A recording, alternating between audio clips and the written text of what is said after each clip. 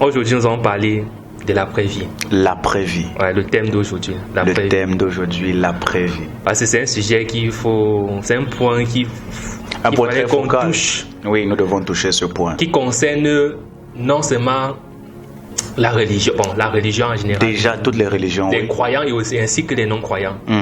C'est un point qui fait absolument. C'est un point général parce qu'on ne peut pas parler de l'après-vie en disant que ça concerne uniquement les croyants ou les païens, parce que l'après-vie, c'est en d'autres termes la mort. Oui. Et la mort, personne n'y échappera, que tu sois croyant, non-croyant, quelle que soit ta religion, ta race, ton titre, ton statut, ton pays, ta couleur de peau, tout le monde y passera. Donc on ne peut pas dire que ça concerne une religion. La mort n'a pas de religion, la mort n'a pas de nationalité, la mort n'a pas d'ethnie. Il faut préciser. Il faut préciser, la mort n'a pas d'ethnie, la mort n'a pas de nationalité, la mort n'a pas de religion, la mort n'a pas de statut social, que tu sois riche ou pauvre, tu vas y passer. Tout le monde y passe. Tout le monde y passe. Personne n'est immortel. Personne n'est immortel ou éternel sur la terre. Parce que nous voyons parfois des humains vivre dans la chair pensant que... Non, ils sont éternels. Et c'est là le piège. Le côté dans lequel Dieu nous a eus, c'est dans le domaine de la mortalité. Parce que si les hommes les plus puissants de la terre, avec toute leur richesse, toute leur puissance, toute leur autorité, et à la fin ils finissent par mourir, en réalité c'est là où Dieu les a eus. Dieu les a tous eus.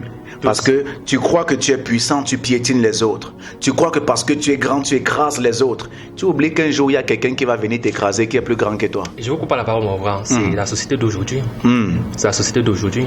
Chacun se sent puissant. On fait ce qu'on veut. On piétine les autres. On ôte la vie à d'autres personnes. Bien évidemment. Pour ne pas aller vraiment trop loin, ôte la vie à d'autres. Il y a des humains qui ôtent la vie à d'autres personnes uniquement pour le matériel, comme la Bible le dit. Mais c'est lorsqu'on se rend compte que... C'est pourquoi j'ai l'habitude de dire que l'humilité dans la vie... Lorsque je tombe sur quelqu'un qui est encore orgueilleux, j'ai peur pour cette personne. Et ça fait parce que le simple fait de savoir que malgré ma puissance, malgré mon statut de président, de ministre, de pasteur, de prophète, d'apôtre, malgré ma beauté, malgré tous mes grands diplômes, malgré ma sagesse, si malgré tout ça, je me rends compte que je vais mourir, pourquoi être orgueilleux? Si malgré tout ce statut, toute cette puissance, toutes ces richesses, tous ces biens, je me rends compte qu'à la fin, je vais mourir. Je vais mourir. Pourquoi devenir orgueilleux? Je vais mourir comme celui qui n'a pas tout ce que j'ai. Je suis marié et je suis orgueilleux devant celui qui est célibataire. Alors que marié ou célibataire, nous deux, nous allons mourir.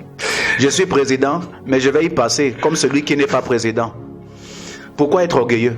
Je suis ministre et je vais mourir comme celui qui n'est pas ministre. Pourquoi être orgueilleux devant lui, le rabaisser, le mépriser, ne pas lui donner de l'importance ou de la valeur? Pourtant, nous deux, on aura la même fin. Tout ça pour le matériel. Tout ça pour le matériel. C'est ça qui nous voit les yeux. C'est ça qui nous voit les yeux. C'est où le diable a réussi son coup. Le diable a réussi son coup et Dieu nous a eu.